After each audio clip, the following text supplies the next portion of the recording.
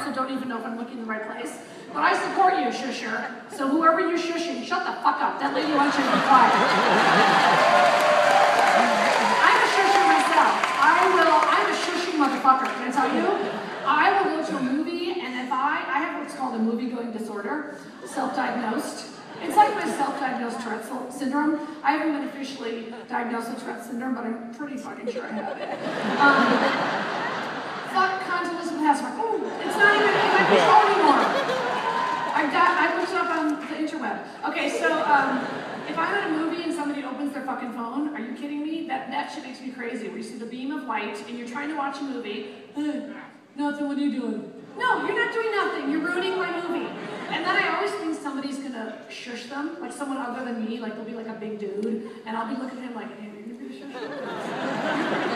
You should do it. No, it's always the cheese stands alone. It's always me. Shh. And then I always think there's gonna be like this groundswell of support. Like I always think everyone around me is gonna be like, yeah, no. It's always just the guy on the phone going, shut up, bitch. Just a shusher, sir. So I support you, shushers. All right, so anyway, I was in Vegas I want to say about 5 weeks ago. And rare weekend off, so I thought, go to Vegas, blow off some steam, just like you guys are doing. So I go with my boyfriend. I have a boyfriend. Take it in. Yeah. But wait, hold on, there's the dark side. There's a little, here's the deal. I'm not gonna lie to you about anything, and it's all about the disclosure. I'm 51 and he's 33. No,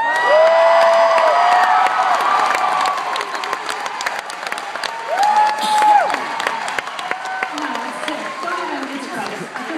Anyway, I'm like the teen mom. I'm like Janelle on Teen Mom. I swear to God, I'm no different. You'll see me in jail. So anyway, we go to Vegas and, just have like a normal, trying to get some good meals. I'll play my slots, whatever.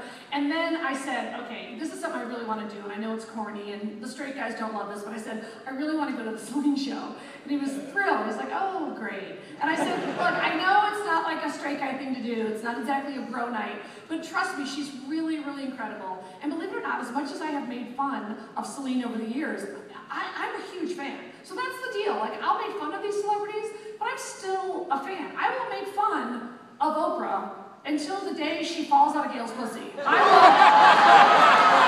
I mean, this is it.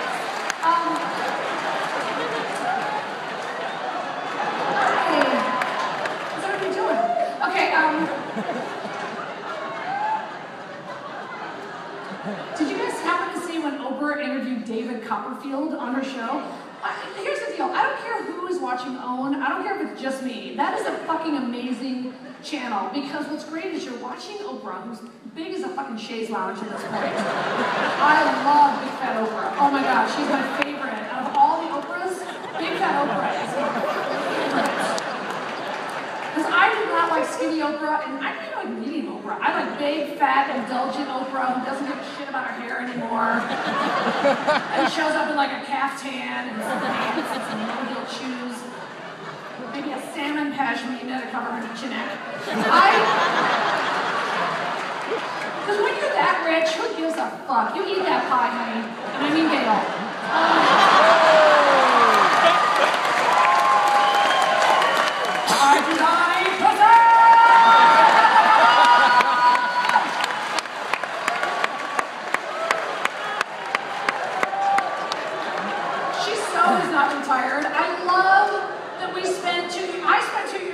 It's my farewell season! That bitch took like a day off. She was back on, chasing her on Bobby Christina, chasing her on David Copperfield. How pissed was she when she interviewed, of all people, David Copperfield, who it turns out is one of those like secretly richer than you could ever imagine people. And then he's been making $100 million a year in Vegas for years. That, let me tell you, that was a fucking thorn in Oprah's spine. She is not, like, not being the richest woman on the planet ever. So she is fucking the personification of power. And so it was just really a funny, sort of tense interview, because David Copperfield owns 11 islands in the Bahamas, and Oprah was like, you have 11 islands! In the Bahamas, I'm sitting, well, this is a nice house! Nice house! Like, you could tell it just pissed her off. I guarantee you she bought it. I guarantee you she was like, and cut, I'd like to buy it. Or if you saw when she interviewed 50 Cent, that shit was genius. You can look this up. I've never seen 50 Cent scared. You'll never see, this guy's been shot 8 fucking times. He was so scared of Oprah. He had the black man head sweat, he had the black man beads and head sweat. And Oprah, she did a 2-parter because she's a genius. And she knew, it's just that, they're not even doing anything. It's just him on his own couch, scared for his fucking life. She is bullet number 9, my friend. Be careful. Be careful, Fitty. You might think you're a thug until fucking Oprah rolled up. Your shit fucking rolls hard and she will take your shit down. She will not bat an eyelash. So it was really funny. She decides to call 50 Cent out on the fact that he has, he has 2 dogs named Oprah and Gail? I swear to God. How fucking funny is that? Until Oprah comes to your motherfucking house.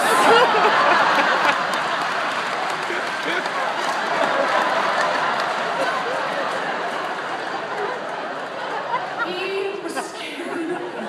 I mean, it was so funny because Oprah did the, she knows how to do these interviews. She does the first part of the interview really soft. You came from the streets, 50. You came from the streets, you got it all. So 50's getting a little too comfortable. Little too thinking like, she's not gonna fucking go there. She's Oprah, she's daytime. You have a dog named after me. He fucking freaked out. He's like, yeah, do ma'am. Call her ma'am. That's when you know when some shit was bad. When you just turn into yes ma'am.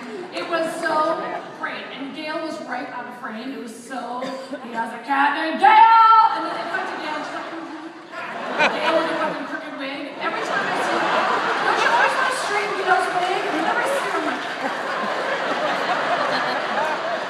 just leave it. Put the combs in and just...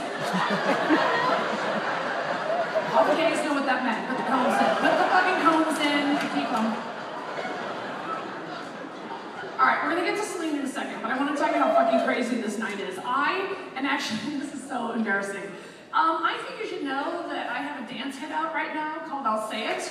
And here we go. Oh my God. Okay, so here's what happened. So I had the show starts, and I said, I think I should have a really sweet theme song because I'm going to say such heinous things about celebrities that the show should start with like a sweet poppy theme song. And so I hired this really good songwriter to write a really cute song called I'll Say It. And then I sang it auto-tuned within an inch of my life. Trust me, I'm not trying to act like I'm a fucking countess. And I'm just saying, I tell dick jokes, I'm not trying to act like I'm a singer. But what happened was just this crazy, funny story, which is I record this song, and by the way, Brian Austin Green's recording studio from 90210. So don't even get me started on that weirdness. But anyway, so the song was really, I know what's on your mind. It's like a cute song.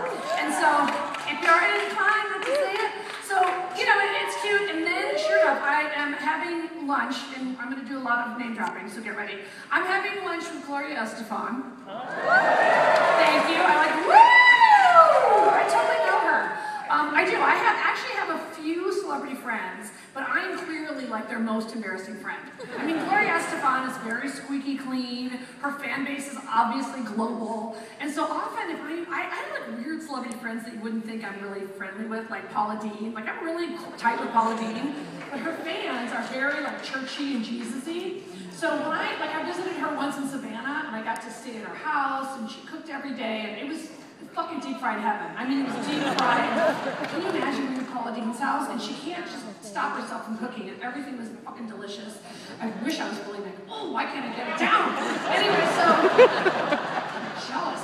Anyway, so sure enough, I said to Paula when I was doing a show in Savannah, and I said, I would love it if you would actually introduce me in my show tonight. But on the other hand, I feel like it's not good for you to be associated with me. I tell pussy jokes, and you're Paula Deen, and you've got all your Southern lady friends, and they're very Bible-y and Jesus-y, and I make fun of religion every chance I get. So, I mean, I'd love it if you came to the show, but, you probably really shouldn't say we're friends. And she goes, fuck them.